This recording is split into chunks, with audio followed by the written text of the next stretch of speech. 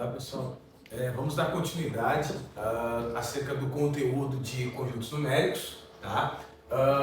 Eu quero primeiramente falar, retomando a ideia de conjuntos numéricos naturais, que são conjuntos numéricos, dos valores numéricos, né, não negativos, tá? Como está representado aqui, né, na lâmina, tá? 0, 1, 2, 3 e assim sucessivamente. Nós temos depois o conjunto dos números inteiros. O conjunto dos números inteiros são a união do conjunto dos números naturais, ou seja, dos positivos, do 0 em diante, incluindo-se os seus simétricos. Ou seja, o simétrico do 1, menos 1, o simétrico do 2, menos 2 e assim por diante, certo? O conjunto dos números racionais, que por si só ele é uma razão ou uma fração, onde a gente mostra ele a partir de qualquer divisão exata ou não periódica, a gente pode encontrar números racionais, certo? Os números irracionais são a divisão de dois números inteiros não nulos, onde a gente pode ter valores que são não periódicos.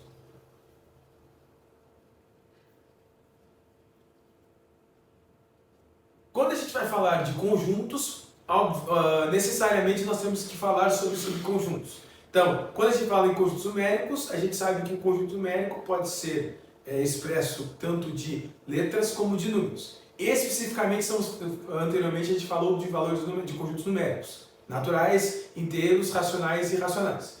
Os conjuntos numéricos também podem ter subconjuntos. Então, qualquer conjunto numérico vai ter que ter o seu subconjunto.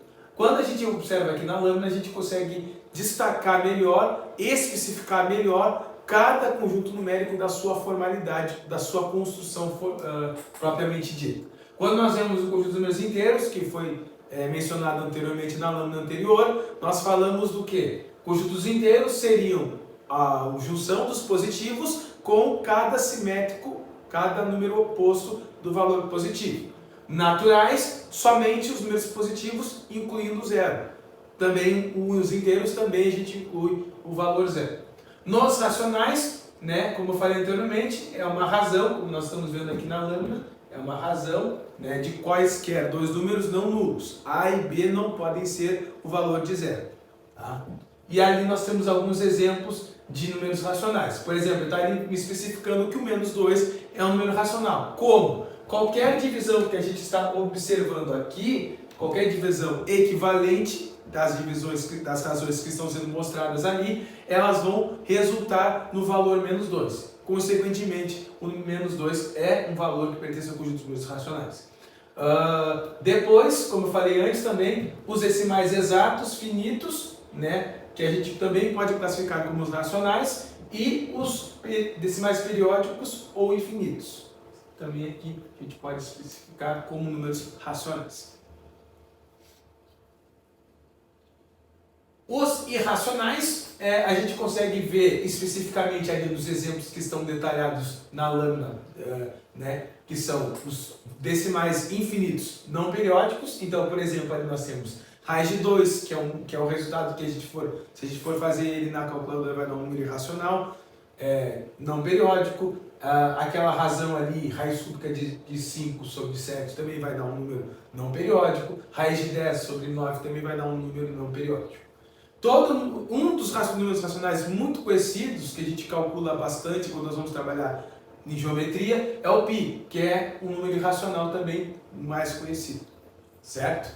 A partir disso, a gente consegue observar que os irracionais, ele está especificamente mostrado aqui nesse cantinho esquerdo aqui. A gente tem que a diferença do conjunto dos números racionais e dos números reais. Essa diferença a gente consegue enxergar como é que é o conjunto dos números irracionais. Eu quero mencionar aqui algo muito importante, sem importância. Quando nós vamos ver a ideia de subconjuntos, nós observamos que quando ele vai mencionar a ideia de subconjunto dos números reais não negativos, nós representamos essa ideia na régua numérica para ficar algo mais incompreensível, né, para que vocês compreendam melhor. O R+ nada mais é do que os dos números reais não negativos. Então a gente observa que esse R+, que está sendo indicado ali, esse subconjunto é somente os valores positivos que estão à direita da reta numérica, incluindo o zero. Quando nós vamos ver R-, seriam os não positivos, incluindo o zero também. Então a gente observa dessa forma aqui. Tá? Esse R- é um subconjunto dos números reais, incluindo o valor zero. Os reais nulos é todos os elementos que estão na reta, exceto o zero.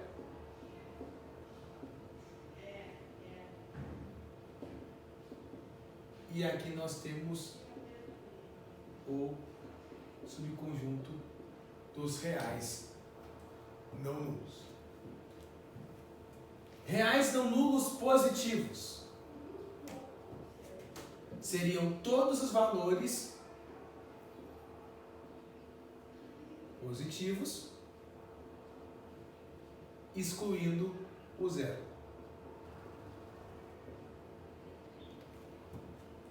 Então, e para nós fecharmos os reais não nulos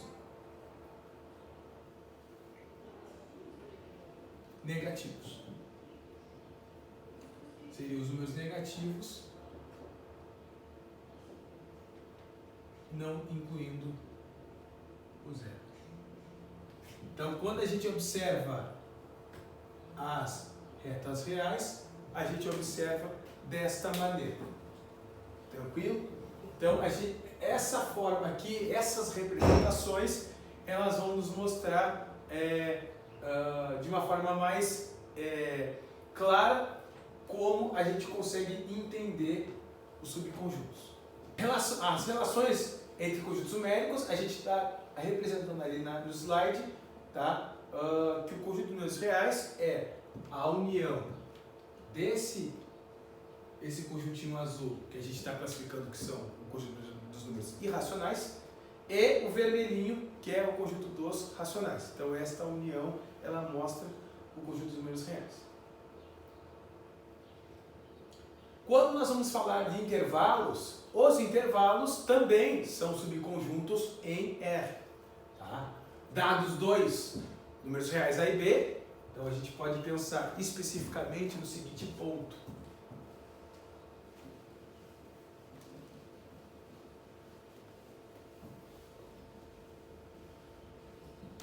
A gente tem quaisquer A e B, onde a gente pode ter intervalos limitados e ilimitados. Primeiramente, nós vamos falar dos limitados. Os limitados nós podemos ter intervalo fechado, então a gente sabe que se tanto A e B são quaisquer números reais.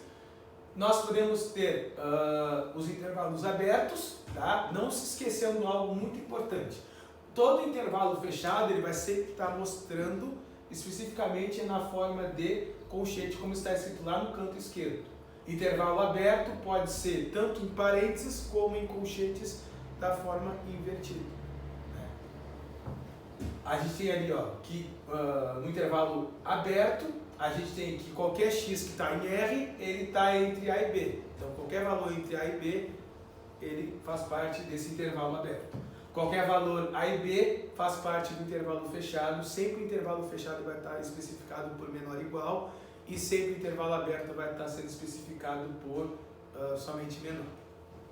Intervalo fechado à esquerda, a gente pode pensar também na ideia de ser semi-aberto, pode ser semi-aberto à esquerda como semi-aberto à direita, ou intervalo fechado à esquerda ou intervalo fechado à direita. Tá? A nomenclatura continua sendo a mesma.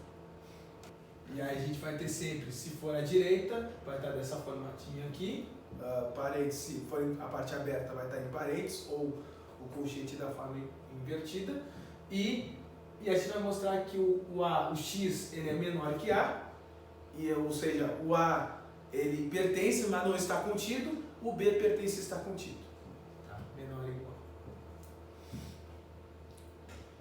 O segundo ponto é a ideia dos ilimitados. A ideia do intervalo ilimitado é ele estar ou vindo dos valores negativos lá do menos infinito até um certo A, né? E ali a gente tem um intervalo semiaberto fechado à direita, tá? Ele vem de valores positivos, vem de valores negativos e até chegar num valor A que ou pode ser positivo ou pode ser negativo. E depois a gente tem os demais conjuntos, né, que são semiabertos, e a gente tem a reta real, que pode ser qualquer valor, né, negativo, do menos infinito e do mais infinito, certo?